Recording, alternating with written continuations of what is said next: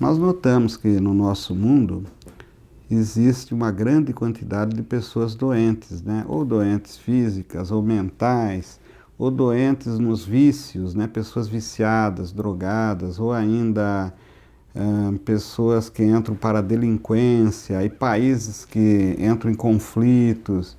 E qual é a origem das doenças e a origem das pessoas que têm mais sanidade? Então, nesse livro aqui, o Dr. Kepp diz o seguinte, que o problema do ser humano é de não aceitar a saúde. Quer dizer, a saúde é uma coisa que existe por si, mas o ser humano não quer ser são, não aceita normalmente a saúde, assim como não quer deixar de ser doente ou delinquente, pelo fato de acreditar que tira vantagens da enfermidade ou da delinquência. E o Dr. Kepp mostra que a sanidade já faz parte da base do ser humano, principalmente no sentido psíquico. Ele tem contato com a verdade, com o bem, e justamente uma das causas da pessoa perder essa sanidade é ela se voltar para o sensorial, para o físico. A doença é querer colocar o inferior acima do superior, para contrariar a ordem natural das coisas. É o que o Dr. Kepp chama de inversão, né? Então, eu vou dar um exemplo prático. Chegou uma paciente lá no hospital reclamando o quê? De congestão nasal, escorrimento nasal, muitos espirros, e ela me relatou que isso só acontecia quando ela começava a ler o jornal. Aí eu perguntei para ela, mas vem cá, o que você acha do jornal em si? Não, o jornal quer dizer atualização, conhecimento e um benefício. Aí eu mostrei para ela que eram exatamente esses aspectos que ela negava no interior dela e que eles se apresentavam, né, devido a essa censura de perceber, no aspecto físico, através de uma rinite. Então, o ser humano, nós fazemos isso constantemente. E a doença é isso aí. Aqui Dr. Kepp fala que de tanto que o ser humano e a vida social se desenvolveram na inversão, o errôneo passou a ser a norma geral, e o certo a exceção. É por esse motivo que a sociedade estranha qualquer pessoa que realize o bem e aplaude o que praticam o mal.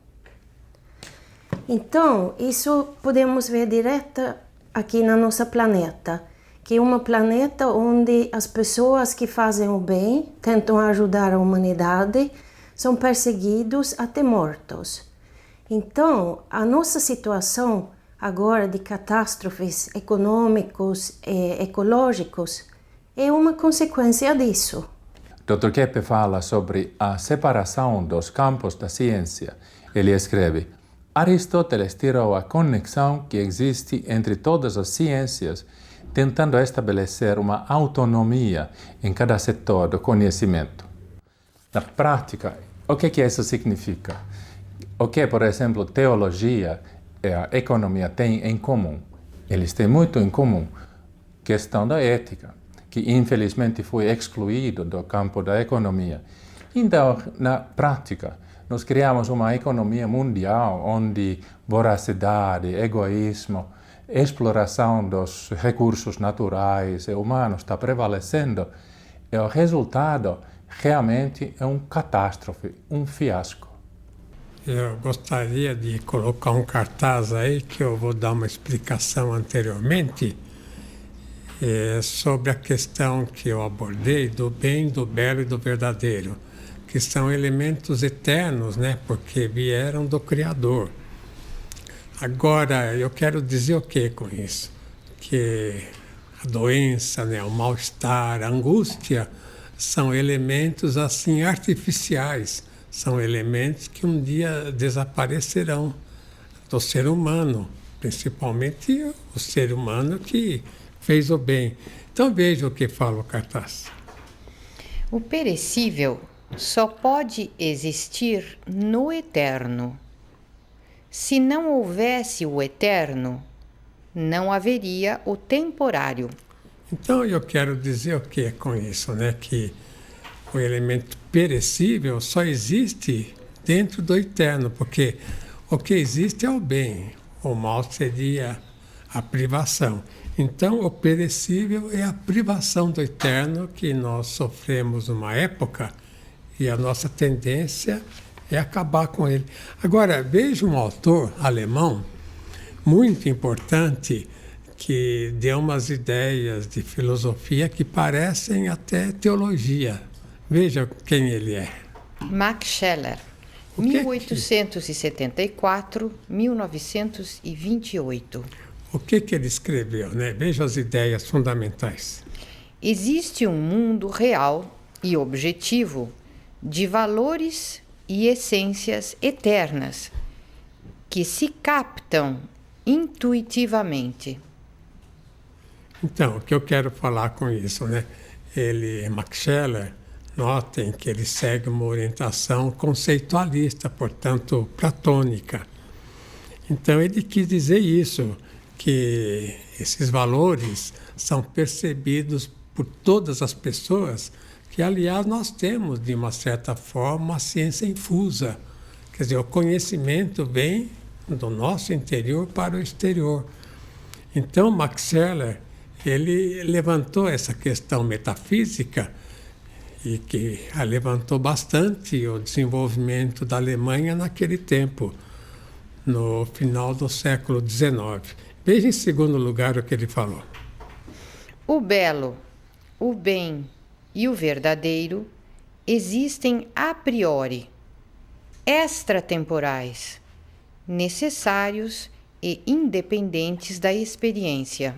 Então, notem que, ao contrário do que o anglo-saxonismo fala sobre a origem do conhecimento baseado na experimentação, ele fala que não, que o verdadeiro conhecimento seria até algo a priori, quer dizer, que já vem pela mente humana em forma conceitualista e o ser humano sabe essas bases.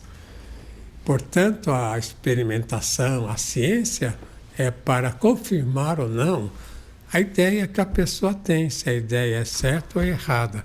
Veja em terceiro lugar. Metafísica é antropologia e teologia, pois o problema do homem implica o de Deus. Max Scheler uniu o campo racional ao emocional. Então, notem que quando um pensador fala, como um cientista também fala, ele está falando também em filosofia e teologia. Então, ninguém pode agora dizer que o cientista é só experimental, que o filósofo é só pensador e que o teólogo só diz coisas, vamos dizer, da teologia. Quando um fala, quando qualquer pessoa fala, ele está falando dos três setores. E como Max Scheler falou, estão revelando, né, o que o ser humano tem dentro dele. Agora, veja essa sentença. Não pode haver existência temporária, senão como ausência da eterna. Então, a existência temporária que eu falo significa as doenças, né, os males que o ser humano tem, que isso é tudo temporário. Quer dizer, angústia, as fobias, as obsessões são elementos assim que um dia passarão. Por quê? Porque não são eternos. Veja uma outra sentença. A maior virtude consiste em aceitar o bem que possui. Então, aí entra a questão principal, né? Quando nós atendemos clientes, então a maior parte, quando começa a melhorar, sai da análise. Ontem eu estava atendendo uma cliente e ela disse assim que ela tinha problema nas vias respiratórias. Então ela vivia com as bombinhas, né? E tomava cada vez uma dose mais alta. E antigamente, depois de algum tempo, ela nem podia mais respirar. E depois de algumas sessões, ela se descontraiu e começou a respirar mais ou menos de um modo normal. Então ela falou, mas só que agora eu vou ter que deixar a análise porque eu não tenho mais dinheiro. Então eu perguntei para ela, mas quando a senhora compra tantos medicamentos, né, por causa de seus problemas respiratórios, a senhora está gastando muito mais do que aqui. Ela falou, isso eu estou. Eu falei, então não é falta de dinheiro. Mas a senhora quer ter, vamos dizer, a doença. A doença é uma grande desculpa para a senhora. Aí ela chorou. Eu falei, então, a senhora gosta de estar doente. Sabe, esse é o maior problema que o ser humano tem. Não é que ele rejeita o mal, ele rejeita a saúde. Portanto, aceitar o bem, ele não consegue por causa da inveja. Agora, eu vou colocar aí 3 regras para viver bem. Veja o que elas dizem. 3 regras para bem viver. Primeiro, não desejar mais do que se tem. Então veja que a pessoa, ou classe média baixa, ou classe média alta, ou até uma pessoa milionária, se ela começa a se queixar que falta dinheiro, não é que falte dinheiro, é que o dinheiro ela tenta cobrir, né, uma insatisfação interna.